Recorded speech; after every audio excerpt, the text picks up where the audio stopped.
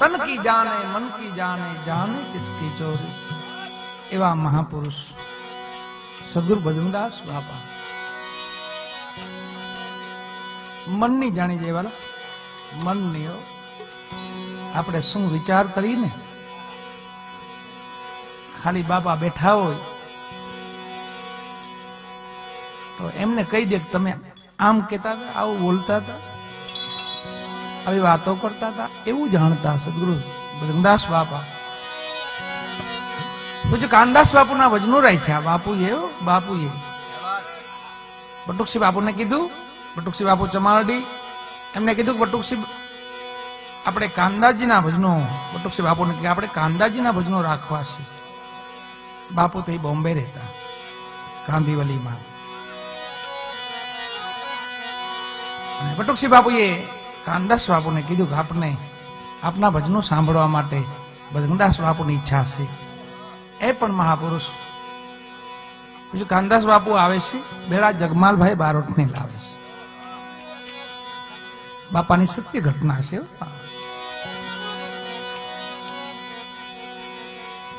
બાબા એ ભજનો પૂજ્યપાદ સદગુરુ નારાયણ બાપુ, કાનદાસ બાપુ એમના જ ભજનો અમને સાંભળેલા છે એમના જીવનમાં. અને એમની હાજરીમાં સદગુરુ સતાર બાપુ પણ હતા, દાસ સતાર. રામ બાપા ગોદડિયા ઢસા એમની પણ હાજરી. રણછોડગીરી નાગા પાલિતાણા, ભૈરવનાથ, કાળ ભૈરવ એમની પણ હાજરી. એવા મહાપુરુષોની હાજરીમાં સદગુરુ ભજનદાસ બાપા પછી કાનદાસ બાપુના ભજનો રાખ્યા. આખી રાત ભજનો બાપુ પાસે એક ભજન ગવડાયું 10 થી 12 વાર. ભોલે તેરી જટા મેં બહેતી હે ગંગા. બાપુ નાચ્યા ખૂબ એમાં. સવાર પડી કાનદાસ બાપુએ વિદાય લીધી બાપા પાસેથી. બાપા હવે અમને રજા આપો, દૂર જવું છે, બોમ્બે જવું છે. બાપાએ કીધું કે બાપા સીતારામ અને નીકળી ગયા લક્ઝરી લઈને. પણ જગમાલભાઈના મગજમાં એવો, મનમાં એવો વિચાર આવ્યો કે બાપાએ આખી રાત આનંદ કરાયો પણ કઈ આપણને મહેર ન કરી, આપણી માથે કઈ દયા ન કરી, આપણે બોમ્બે થી આવ્યા છે એવું મનમાં આવો જગમાલભાઈ વિચાર કર્યો.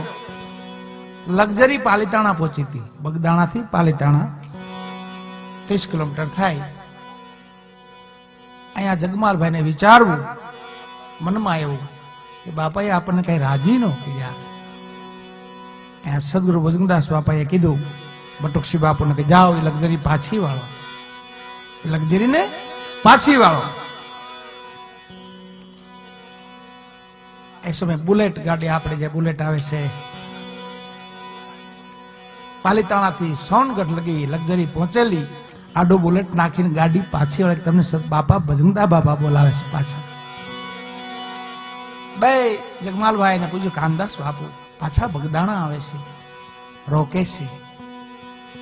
સવારે વિદાય લીધી. બાપા હવે રજા આપો.